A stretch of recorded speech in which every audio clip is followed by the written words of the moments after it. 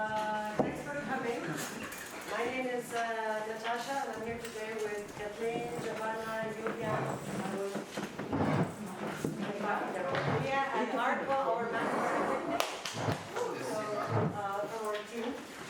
On behalf of the whole team, also if you're not here, welcome and thank you for coming today. How was it getting into here yesterday for you guys? Did any of you experience any delays, bus, train, in the airport, the plane, the luggage did not arrive at all? There was somebody telling us yesterday. Well, maybe not getting here. It was relatively smooth for many. But maybe many of you know it from either past times or from stories of other friends with Class B and Class C passports. You know, about their stories of coming through.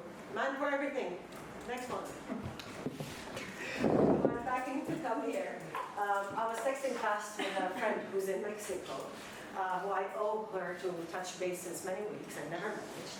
And I sent her these pictures from a 36-hour travel that actually could otherwise could have been completed in 7-8 hours. And since then I have been thinking about all of these technologies of waiting and more waiting that we have now when we travel. So, you know, and with that I was also thinking how these messages that we send to each other as friends, they are not only precious moments of socialization in the middle of our busy routines and lives, but that these messages are actually also narratives. They are a new social practice. It is the stories we tell each other. And these are honest, spontaneous, they're not complicated narratives in which we actually document. It's a kind of documentation of of the things we go through. And at the same time, it is these narratives, these stories that we tell each other that help us grow solidarity with one another. So, as my friend in Mexico would tell, like, this was nothing you guys have been through. She has been through much more terrible experiences with questioning, having to take detours. But yet, indeed, in that moment, these visual captures, they help prompt cognitive and emotional connections. And these visuals also, they help from, you know, in seeing similarities in not so similar situations, and also in generating empathy that is sometimes goes beyond conditions of the very details. So, do you think this is a good idea or a bad idea? Can you imagine, for example, creating a digital picture carousel kind of that feeds from our messaging that we send to each other, that gives shape to the collective power of people demanding we want actually equal rights in movement, in transcending, regardless of the passport. So we want, you know, these infrastructures that are so violent that we have to go through every time, we want them rethought and redesigned. So would that app or platform actually work in showing all of this? Or, you know, thinking there's the bigger question of, okay, but what about the data? How do we share the data in a safe mode? How do we get our voice not infiltrated? If it's pictures of children, how do they not get abused then by pedophiles? Or if the person is from an authoritarian regime, that they then become censored. They're all of them afterwards about the traveler. And many other risks, there are other risks that come from such a program. And how does then such an app not only show the architecture and archaeology of the place, but also emotions? How does it show the emotions we are going through for all of us who do not have a VIP status when we are traveling? Does any of you remember the times when we used to travel before there were tunnels from the gate directly to the airplane, where we used to get out of the gate and walk until the airplane? Well, some airports still have them now. Or for example, the 100 milliliter rule. All of these fluids. Do you remember those times? Without the fingerprint scanners, without all the surveillance and the cameras?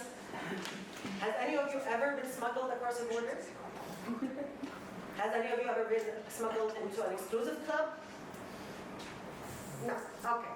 Very well then. Hold those thoughts that of that day, that what we had. So.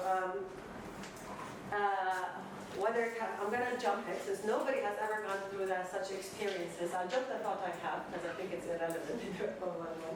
And I'm going to say that Forget about the right to movement. It's not the thing we are here today, but it is this process of thinking, of imagining that just played maybe in your heads while I was talking. This is what critical mapping, in a way, it is about. It's about unanswered questions. So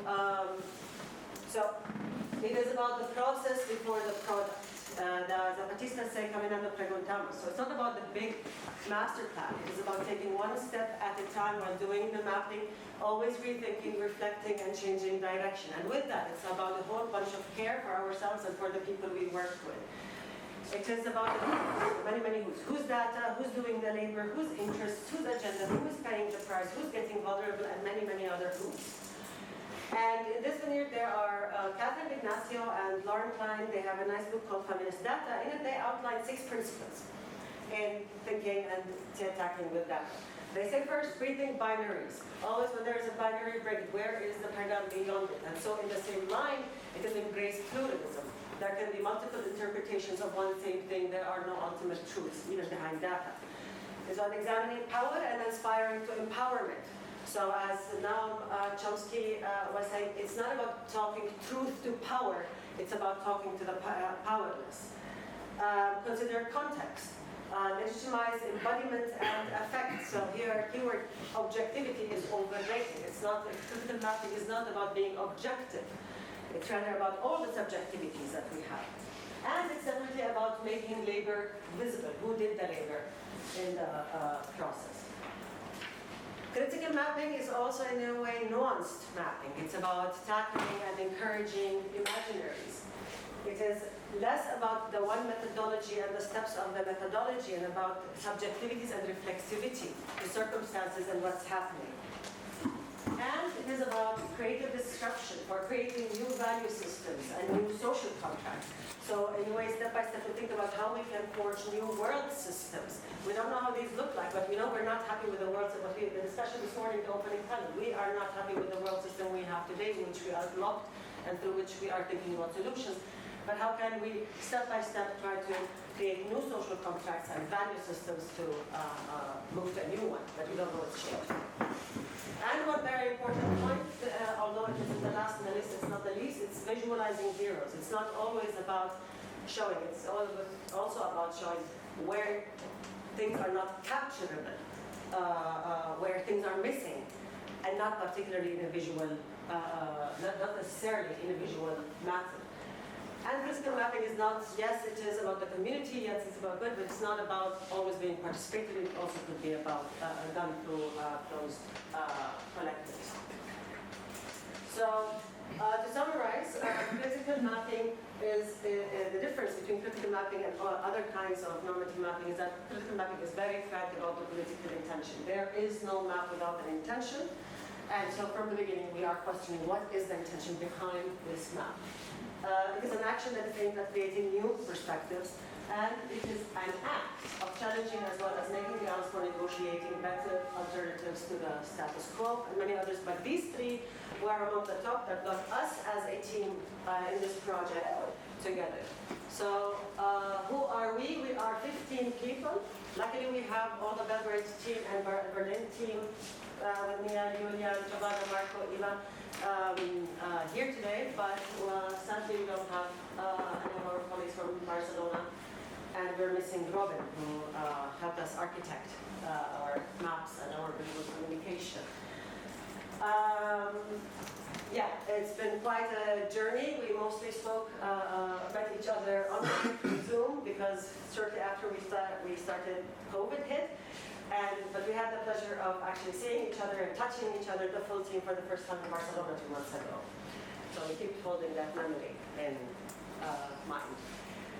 Our project went through a changing process. This figure shows what we did in the end, which is very different than how we put the proposal to our funders, the Robert Bosch Institute, at the beginning.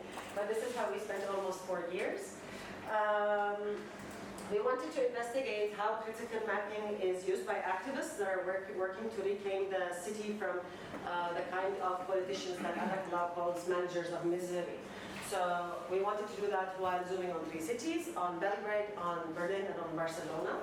And therefore, the central question for us was, how do municipalist activists employ critical mapping to mobilize the public in order to shift political paradigms?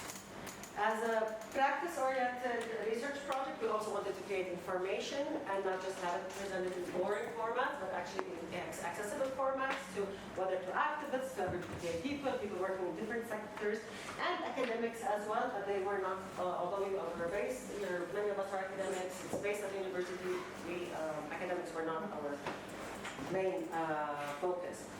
And also, we thought, well, it's about maps, so we better also create maps. So we created also 3 maps, one for each city, which will come more down the line of the presentation. But also in these about 3 years' time, we created many mappings in several different formats. So one thing we created was an interactive timeline, where the guys put together a humongous archive of activities, happenings, legislations, all of the things that one could think about that influenced the realities of the housing injustices in these 3 cities. And then Robin programmed for us this tool where one can either decide to look at one and then you collapse the other cities, or you can decide if you want to look at the 3 together and see what was happening in the 3 different cities around the same time. That was one. Another, of course, the classical, we mapped what are existing examples in the 3 cities. We also did sound clips. We mapped together what are the opinions, what were the stories of our team members, how come they got engaged with housing injustice, and so on. And we, because of course along the course of the project, we discussed many of the processes and the things that are relevant to the housing injustice. We then zoomed in each city on one process. It was in Belgrade. It was about the unaffordability of rent, and therefore the poster focused on something that is coming soon, hopefully, which is a law for rent control. So what is the process of passing the law and how it would go? In Barcelona, they were focused on evictions, so the poster shows the whole array of scenarios and who is involved. And in Berlin, it's on the right of preemption, which is something that Julian will talk about in a bit, which is pretty critical among the scene now. And we make posters out of them that we hope we see them come around and people scribble on them and other things. So these things and others that we produced, you can find them on our website. Our website is not 100% done, it's almost there. Please do not check it on your phones. It doesn't look good on the phone. Check it on your desktop. And yes, we still have a few little things to add, including, for example, the translations. We're translating materials to Serbian, to Spanish, Catalan, and German. Well, these are not so little, but they will be added to the website. If you're interested, we're going to pass a paper around if you want us to let you know. When we are done, to tell you it's done, please add your name and your email here and we'll send it to you. But, sorry for taking so long with the introduction. What are we going to do in this session? We don't want to spend it talking a lot from our side. Now we will present a few examples and the Tinder maps, but we want to spend a chunk of time actually discussing together how particle mapping can be used and useful for you in the things that you are engaged in and you want to work on. Okay? Okay, so before going into the maps of the ones that the teams actually produced, we had a lot of inspiration from what has been done before by activists all over the world.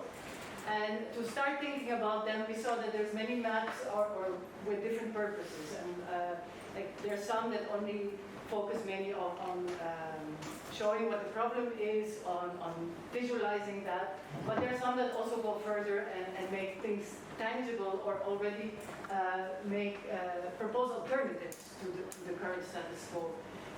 There's also ones that are basically symbols for things that are happening, but in all cases they are kind of relevant narratives and things about what can be done otherwise. So I want to show you some inspirational maps from everywhere, basically linking to what Natasha was saying about the borderlands. This is one project of the Mexican borderlands, where they basically wanted to make tangible the realities in these borderlands, because for some the border is, or for many, is basically a very abstract or imaginary line. So what you see here is many organizations collecting data on what's happening there. You see on the left, for instance, it looks like a blood spot. It's basically where all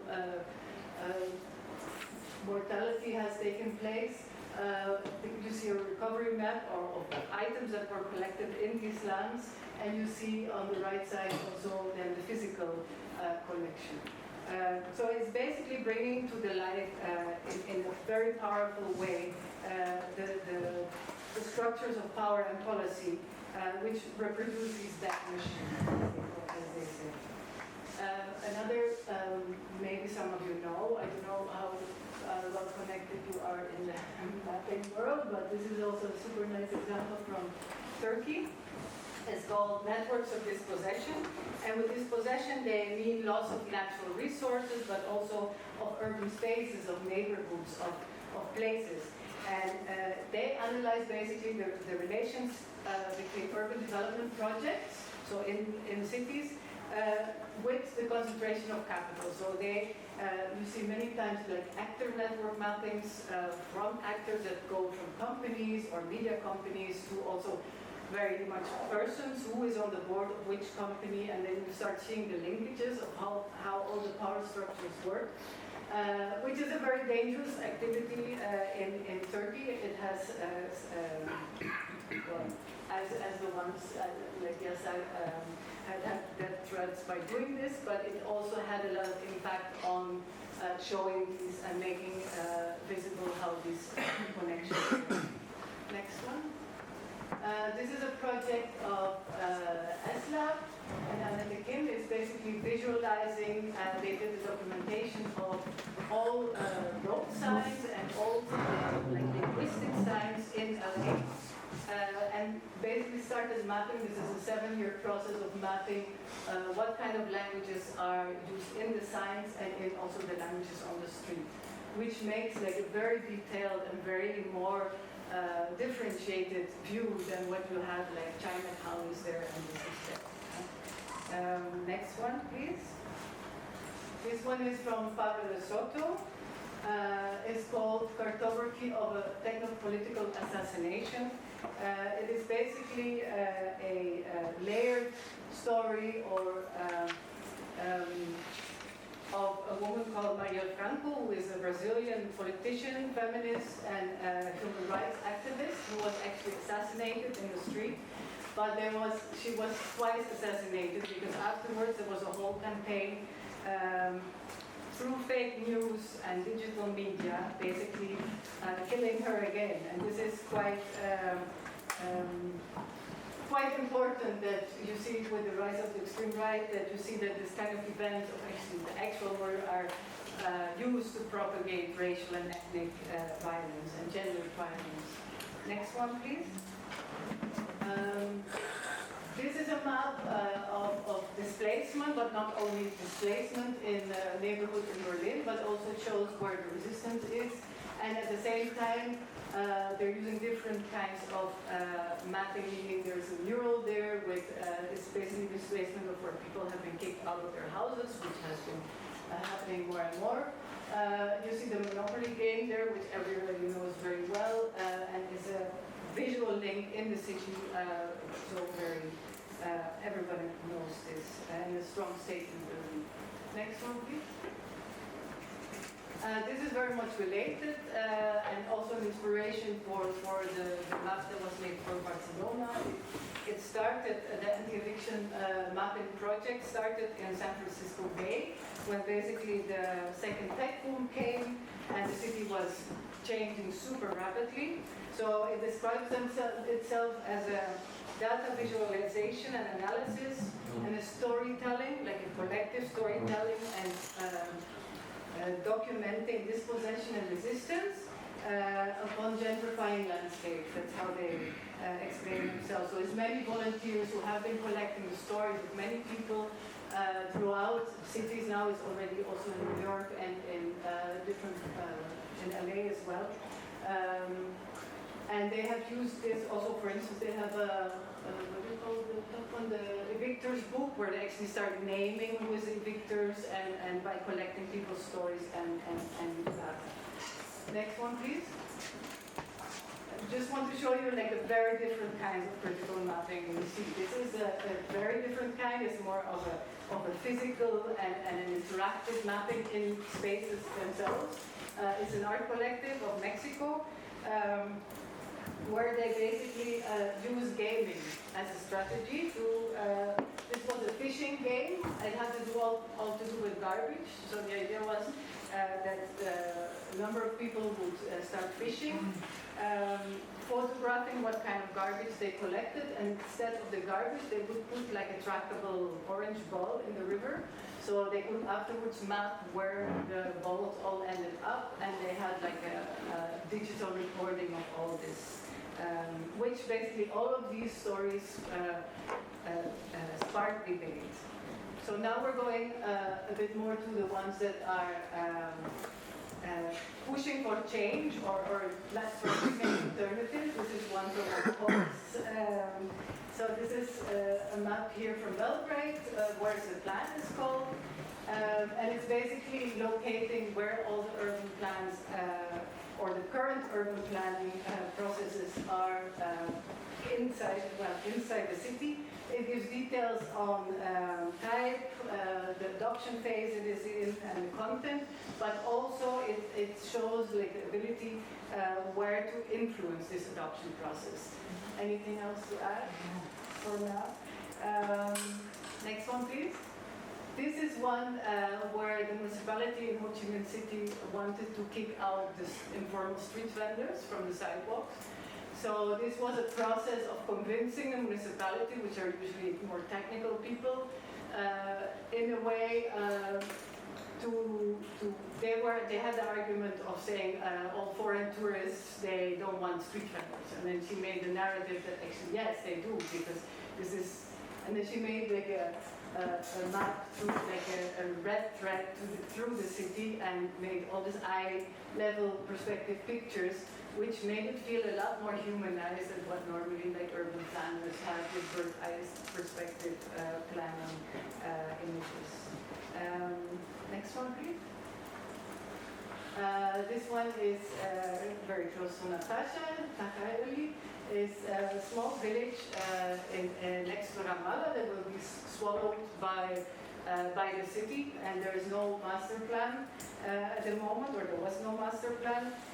So first, a group of researchers started with doing lots of ethnographic research in the village, and to push ideas, they proposed to do, they did alternative imagines master plans, as you see a few here, by 20 local women. So each of them were based on individual sessions with very simple formats of houses and more like a collage kind of way, and were then translated by an artist in this format so people can understand what they mean. And they have very different imaginations for the whole area, from being agricultural villages to an urban suburb, but what's common in all of them is that the valley, they want to all keep it as a public open space for the community.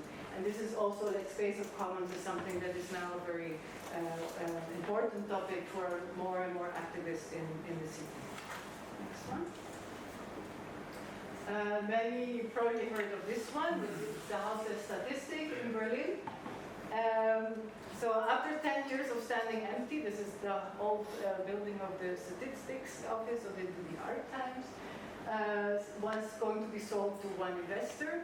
And then overnight, you see on the left the image, an artist intervention was done, and they put like a big board, which kind of looks like a board that a municipality would put there, which says, here come spaces for culture, art, and social services. And this really, really sparked a super discussion and debate in the city. It's like, we don't want the spaces to be sold to the investor. So it actually prevented it. And the complex was bought by the Berlin Senate, and now it's a model project of a commons-oriented development of this huge complex, which is ongoing. It will take many, many years, but it is very, well, many people are looking at it to see what's happening there. And it's done by 5 partners, under which the Berlin Senate administration, also district administration, and civil society actors. Next one, please. This is Flussbad Berlin. This is also has been going on for a long, long time. It was a civic initiative proposing a reactivation of public space next to the Spree Canal in Berlin, and trying to show what sustainable urban development would look like. And they proposed to make it also swimmable, to make it as a public band in Berlin. So at the first time, the image of the left is actually not allowed to be used anymore because it took away some heritage-protected part of this old center. But after it won a prize a few years later, the idea, because first it was thought to be totally unrealistic, they started giving some seed monies to prove if the concept would work. And slowly they have been implementing pieces of it. So this is also ongoing, so it's actually from a very big idea starting to slowly develop. Next one. And these are a few examples of ducks and watermelons. It's basically, it doesn't have to be a map, or it doesn't have to be, but visual symbols are super, super strong. So the left one you probably all know from Belgrade. It immediately relates to the struggle against the waterfront development. And on the right, maybe not so known to you, it was an artist, a Palestinian artist, Suleiman Mansour, who in the 70s got arrested because he was making political drawings, and he wasn't allowed to, and they told him, you were not allowed to, you better just draw vegetables and fruits. So he did. And these are the colors of the Palestinian flag. And it was dormant for a while, but people have been picking it up more and more because flags are again banned. So this is a symbol of Palestinian resistance. And it's kitsch. It's becoming kitsch. You can buy hangers. So now we go to the maps the teams developed. One more, please. So I don't remember what. Okay. Next one. It took a long process because for us the whole critical mapping is as much about the process as about the outcome. And I think within the teams you also saw that it was not just the people from the team, but they had their whole groups or peers around them in the development. So there's many meetings and many discussions and many things going before this, and also talking about how to get the data, where to get the data, what kind of data we need, etc. So now, please, Jovana, I think we're there, right? Yeah. So these are the 3 maps. They're on the website, and we first hear about the one from Belgrade. Okay. What the Ministry of Space, Marko and I did, we did. No? Okay. I think everybody hears me, no? What we have done within this project is that we tried to, because it was about housing, and in Serbia there is a big crisis in affordability. Of course, it's rather spread the problem, but since we don't have quite a developed, let's say, housing activism, or in a sense that we don't have a movement, we don't have a housing movement, we have something that we are trying to make as a movement, but it's not yet there. So anyhow, we felt that we are in a kind of at the beginning where we have to actually raise or mobilize more people around this affordability question. So what we try to do, is to said here, to repoliticize housing through this kind of making it, as I think Katleen said, making it tangible how much housing is affordable and for how many people. Because the statistic says that 80% of people in Serbia cannot afford buying or renting house at the market. But because there was this kind of 30, not just affordability, but like living in inadequate housing, not being able to afford housing is an individual matter, and so we wanted to somehow make it visible how much structural is it, because the majority of people cannot afford it. And what we try to do is to actually map. I think it would be fair to say that we were much inspired by what Pravna Grad and Nija-Maria did in their attempt to also map, but in Zagreb, to map the housing from many angles. But what we try to do with this map is one of them, which was this kind of affordability in Belgrade through mapping these two aspects: spatial suitability and affordability, meaning price, and spatial, how many square meters is adequate for a person. And we actually used already established standards to some extent.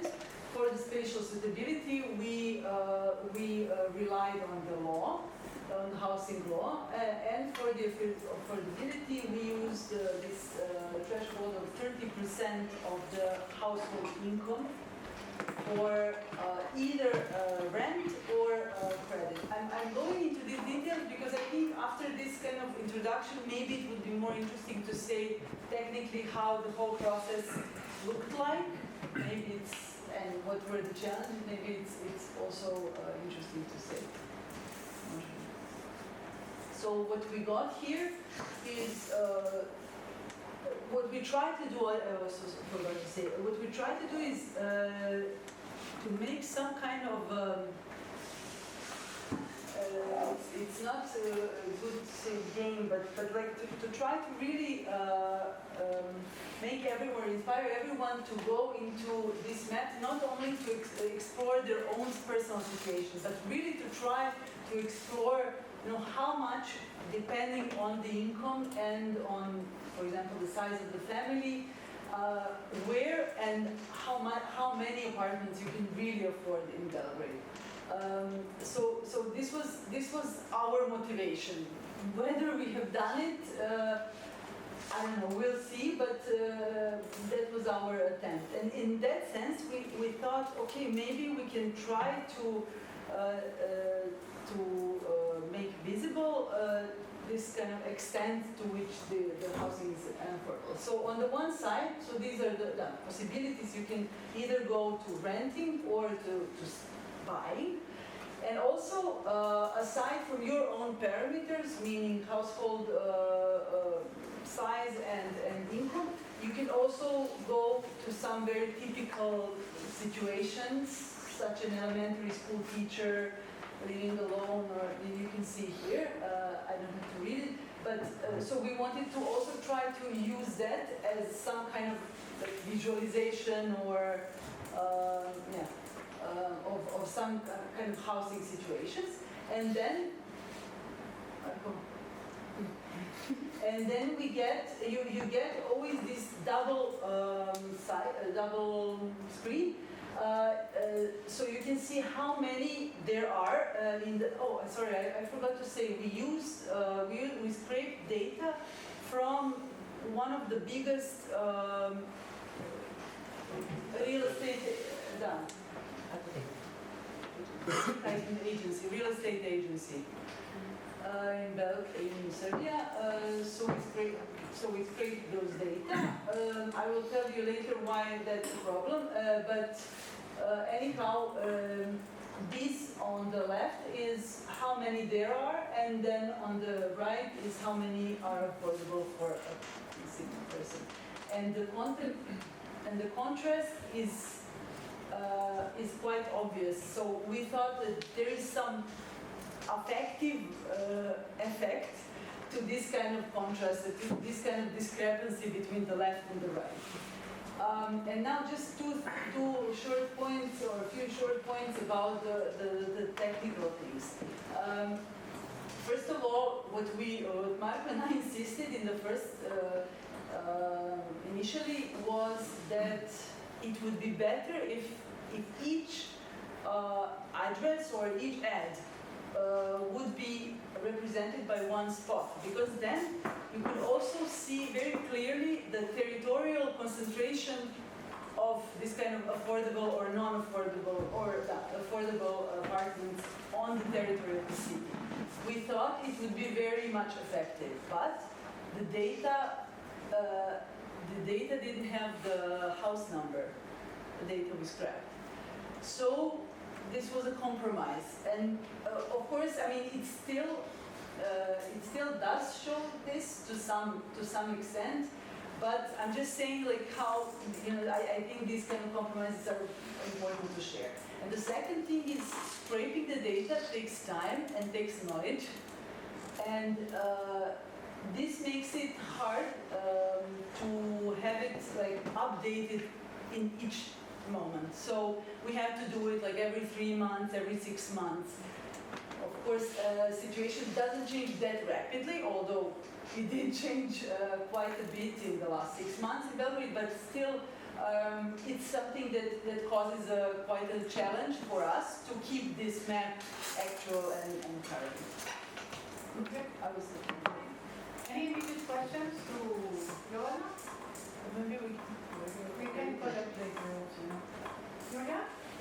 Yes. Can you go on to the slide? Yeah, so this is a situation. I'm going to tell you something about what I'm doing and why I'm connected to the project later. I wanted to give you that slide first to take a look at it for a moment, because that's the situation in Berlin at the moment regarding housing and real estate. What is probably very different from, for example, Serbia is that, or Serbian big cities, is that in Berlin 85% of the inhabitants live in rented apartments. So they highly depend on the ownership structure the house has, they live in. And that's why I showed you the ownership structure we have in Berlin at the moment. Can you do the next one? You don't have to look at that in detail. It's just an overview stating that financialized and capitalized ownership structures generally have higher rents than state-owned companies and state-owned ownerships or community-based ownership. So just to have a statement on what is good for the tenants and for the majority of the people who live in Berlin. Next one. So it's actually about shifting the ownership structure to more state-owned ownership and community-based ownership. And the key factors we saw in our work and in our network is those three. We have to empower tenants to be self-organized, to be kind of active and connected to their home. We do have non-profit housing organizations and supporters. But we also need to connect them to tenants. And there's also, in addition to that, the possibility to do market regulation and investment policies. And what we found out is that there's an instrument, or we didn't find out, we just experienced, there's an instrument called right of preemption of the municipalities in Germany. which allows municipality to actually influence a purchase contract in certain areas of the city. And what the municipality is allowed to is that she can say, okay, the buyer is actually harmful for the tenants and for the social environment of this area. And that's why I put in an alternative buyer, which is a state-owned company or a cooperative. And through that instrument, you actually have a connection between those three factors. So you include tenants in this process as a municipality. You bring in an alternative buyer, a non-profit organization, and through that you have kind of a market regulation because you bring houses into common-oriented ownership structures. So what we actually wanted to do in the start of the project, concentrate on this instrument of right of preemption, because throughout several workshops we found out that this instrument is actually very narrow because it only applies in those special areas, and there are a lot of obstacles for the municipalities to actually apply it. Eventually, this instrument got completely cut off by a court decision in 2021, and that's why we had to shift the whole focus of the map. Next one. This is again the two ways how to shift ownership structure from one is big housing stock companies, and here we need expropriation or any other regulation, which is already done by the initiative Deutsche Wohnen enteignen, which means expropriate big housing companies. A quite famous initiative in Berlin you might have heard of. And the second part is connecting to private owners and bringing their houses into the hands of state-owned companies and cooperatives.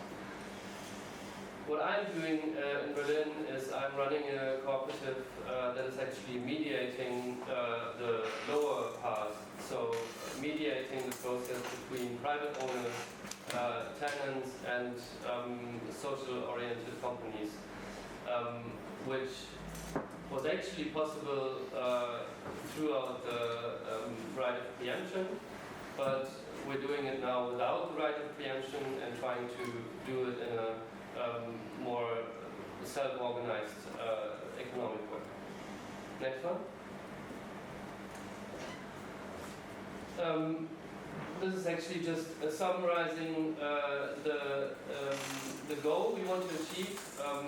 So we want actually to visualize the network of solidarity that is already existing between tenants and non-profit organizations and supporters.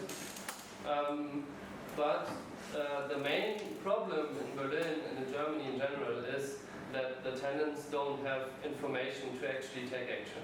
That's what the right of preemption was actually giving them a chance and informing them through the municipality, but that was cut off. So we actually need to show to politics and politicians that there has to be a shift in information policy and transparency. Because the people who are affected by capitalization and financialization of housing are the tenants in Berlin, and they are not being informed when their house is being sold. So that has to change, and we wanted to show exactly this need of tenants to be informed. That's why we developed a map where we have an interactive part and this first storytelling that is kind of connecting people who are not really into housing or into real estate market, and kind of what is the museum sensitizing people for the topic. And then we have interactive cards where the results are shown on a map. We show the supporting communities and the non-profit organizations. We show the people that want information about their house. So who's the landlord, when does it get sold? And we have entries of people who want to actually take action and get in contact with non-profit organizations and actually want to organize to buy their house as a community or find a fitting non-profit organization that supports them. We still also, say on the last one, we still also kept the right of preemption within the map because we said it's still a very good instrument that we want actually to take back. There are political activities to actually make legal amendments to get the instruments back, but it's at the moment blocked by the Liberal Party in the coalition on the federal level in Germany. But we wanted to show the results of the preemptive buying right, of the right of preemption, which are displayed by keys. Can you go back again? There are the keys, and those are the results of the application of the right of preemption. Okay, next one. We have 3 different interactive parts of the map. The first one is actually that the people, so the tenants, should state that they need information. So that is actually the bigger picture we want to give to politicians because we need a shift in transparency. Those entries are shown as question marks. Then we have a second one which is taking action. If the people are already trying to organize and they just need consultation or they need the right contact in their neighborhood, they are being displayed with a house with an exclamation mark. And then we have a third one, click one further, for organizations that actually offer support for tenants. Like ours, for example, so our cooperative that is consulting all landowners and tenants at the same time. We have an entry on the map, and those ones are shown by the orange flower or whatever it is. Yeah, and we also want the people to connect as fast as they can to the right organization they want support of. That's why we also have a list behind the map of all the support structures and all the support organizations that have entries on the map. I have to disappoint you now. We're still in the process of publishing the map. The process took a little bit longer because the team in Berlin was kind of decreasing over time due to other work issues of the members. So yeah, it took a little bit longer, and now we're in the process of including all the support structures and all the non-profit organizations that help tenants. And then the next step, in mid-September and November, we will collect and publish the map and collect all the entries of tenants.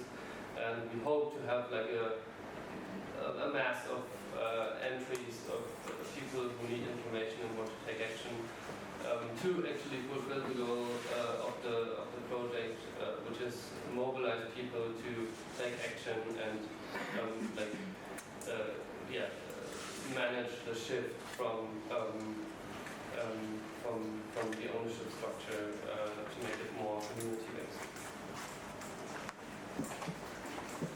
Okay, in 2 minutes, because I think we all agree we want to get to more discussion and less frontal, but nobody's here from the Barcelona team, so I will just say fast. Evictions in Barcelona is a huge problem ever since the financial crisis broke out in 2008-2009. In average, in the last couple of years, it's still per day, 6 to 7 evictions per day taking place. That's what they focused on. And there is lots of groups that are working against evictions there. So it is not something particular. So one of the things that they, along the process of the briefing, they were like, okay, we want two things. First, we want to show how many evictions are happening. There isn't a single map that shows this archive. And second, we want the proactive, that people are able to block evictions. So they have this dual map. The first one is archival. Since they couldn't get the data from the authorities, they went into social movements and got archives that then sort the data into you can filter, use the filters to see either by year when it happened or by who the evictor was, and it shows the exact location of the house. And there are two sets. One was from Napa, and the other one I honestly forgot where they got it from. But there are two data sets, and this is the archival part. The second part, and in that part there's analysis also. They have some analysis of it. The second map is the activists who tried to stop evictions. They used Telegram, and they came up with the idea of, okay, but now when you want to block it, the only people who get to know about the activities to block it are the ones in this closed group. So what if we open it up? But also the idea was, people don't want to do two steps. So our program, the government program, is the page where they can enter the data only once. I think it's the next slide, Marko. This one. So they entered it's the same data that they had already been entering in the Telegram channel, but this way they entered on this page, and then the data gets to both. When they click submit, it goes into the Telegram channel, and it goes online showing the status of, for example, we need people to now come here and protest this eviction. Yeah, they released, unlike Berlin, they released it in June, and there was a lot of positive reception of it. One newspaper called it the Citizens Eviction Map has been born.